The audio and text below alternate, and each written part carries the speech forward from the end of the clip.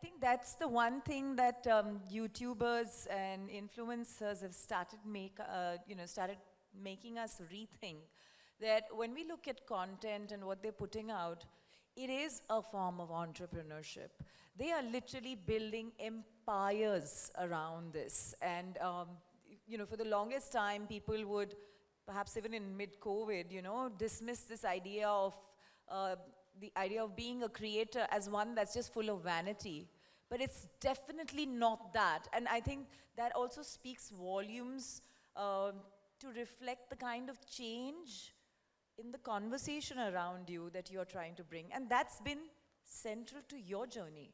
You have talked about body image, you've talked about the importance of fashion for not just one kind of people, but every kind of people.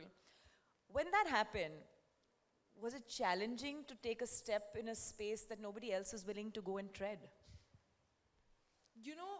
Honestly not. It wasn't like a challenge in a way. There wasn't a challenge in my head. I always knew that that is something I have to do.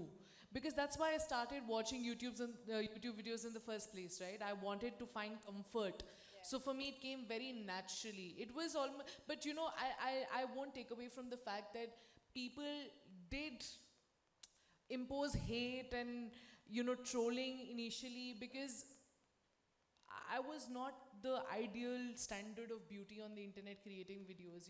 I had my stretch marks, I had my cellulite, and people didn't like that. People still don't like that.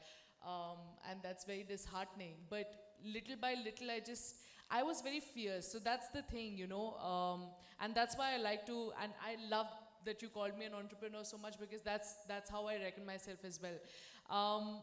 I am an entrepreneur because the doors didn't open by itself. I pushed those doors, like I almost kicked those doors open.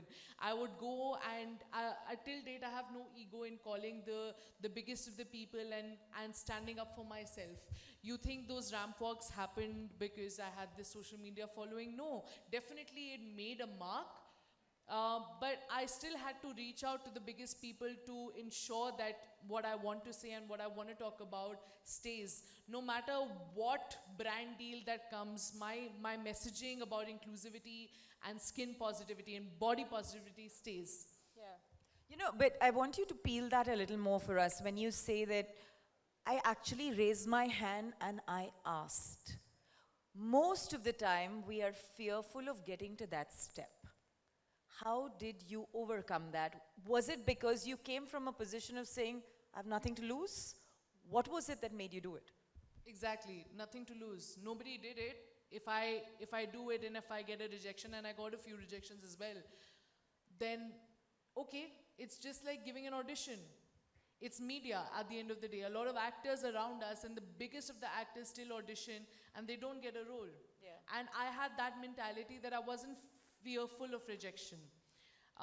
If I could say no to things because I wanted to be ethical in my life, people could say no to me for whatever ethics that they might have.